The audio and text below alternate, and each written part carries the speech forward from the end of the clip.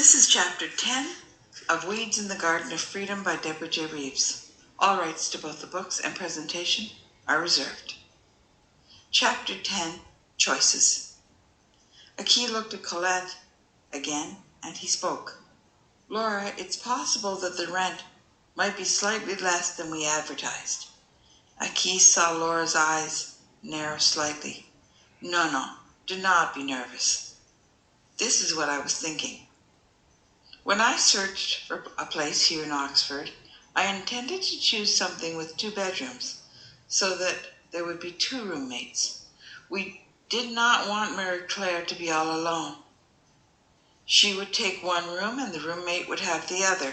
I put Mary Claire in a terrible position once before by choosing a totally unsuitable roommate for her. I thought I was being nice to another family, and it ended up rebounding badly on Marie Claire and on the whole family. The thing is that when I looked for suitable places, this one just made far more sense than any of those with 2 bedrooms. Oh, I'll be happy to help with cleaning and everything. I don't need a reduction in rent for that, Laura jumped in to tell them. That's nice to know, Laura. That was a bit of a problem last time, but it's not the whole of it. We were wondering how you would feel about an additional roommate. Perhaps you should see the whole apartment before you make any decisions. Colette rose, and she led Laura back out into the main room. In the short time they'd been talking, the 4 men had almost fully furnished the living room. There was a sofa with a matching chair sitting around the fireplace. It had been placed on a large area rug on hardwood floors, and there was a chair that matched the one that Aki had been sitting with its back to the piano, which now had a bench in front of it. On the other side of the sofa, Bertie was unpacking the framed photos and a painting of a French chateau with vineyards all around it. Bertie called out, "Hi, Laura. Come over here and I'll introduce you to my beautiful daughter, Alicia." Laura thought, I knew it was too good to be true.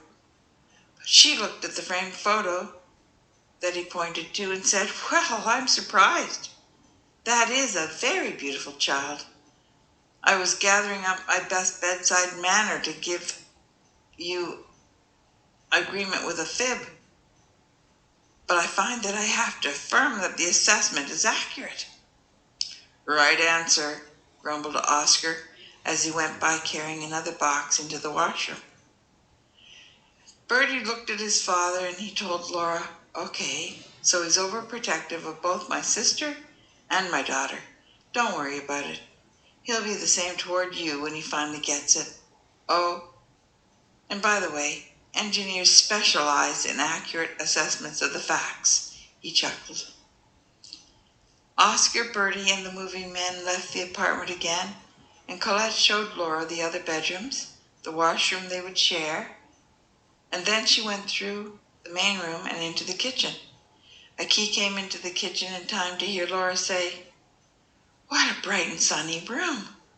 A table for 4 people in the bay window would be lovely. I love to cook.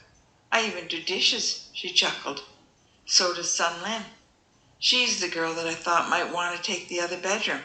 She's looking too." Aki asked, "What's she studying, Laura?" "She's studying horticulture and she's crazy for plants." Laura smiled. They heard the men put down more furniture, and as they emerged from the kitchen, they saw a large dining room table between the entrance and the sofa, which faced the fireplace. A moment later, Oscar and Bertie emerged from the bedroom where Laura had been interviewed to put the matching sofa down facing the armchairs. "These pieces are really nice. I hadn't realized that the apartment would be fully furnished. I'm so excited about the piano. Will I be allowed to play it?" Laura asked, expressing her surprise. "We can't let Our Lady sit on the floor," Aki exclaimed, wondering if this was an example of a language barrier or something. "Of course you can play the piano. Marie Claire plays too. She often plays to make me feel better when I've had a long bad day. Music hath charms to soothe the savage beast. He chuckled, and Colette rolled her eyes and said, "Yeah, Savage is a house kitten." Marie's friends in Paris made her choose these things. I think they were trying to distract her from her grief, Colette told Laura. When she wouldn't choose, they picked for her, so we have an entire shipping container to put into place already. Oscar walked toward the door, and he called back, "Did you ever have an imaginary friend when you were a kid, Laura?" Aki thought that this girl had a very pretty way of blushing, and a moment later Laura said, "As a matter of fact, I did. Her name was Marie Saint. She stayed with me until I was 7.5, and I cried for 3 days when she left." Oscar spun and looked at her, then he ducked his head and went back downstairs. Colette grinned and asked Laura, "So now that you've seen the apartment, do you like it? Would you like to live here?" "Definitely," Laura told her. "Can I still ask Sunland about the 3rd room?" "Sure. But what Aki meant to ask was, would you be open to the idea of having your rent reduced by having another roommate for the 3rd bedroom, or would you rather leave it as it is with just 2 young ladies in the apartment?" "Reduced? Are you sure? Sunlin is a very studious girl who would jump at the opportunity to live with good roommates in a place like this. She doesn't have much, but she's kind and generous. Are you sure?" "We would like to meet her before we could commit, but we are quite certain about the plan, my dear. We now think it makes sense to find maid service so that the 3 of you could focus on your studies. Perhaps it would be reduced by 1/4 rather than 1/3. Would that be acceptable?" That's the end of chapter 10. We are grateful that you came. We appreciate your visit, and we invite you to plant your own virtuous seeds.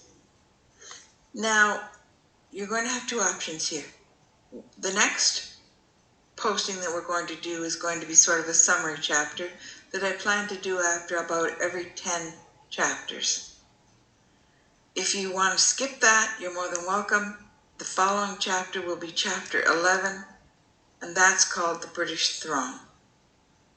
We're delighted that you were here. Please come back. I remain your friend, Deborah. Bye-bye.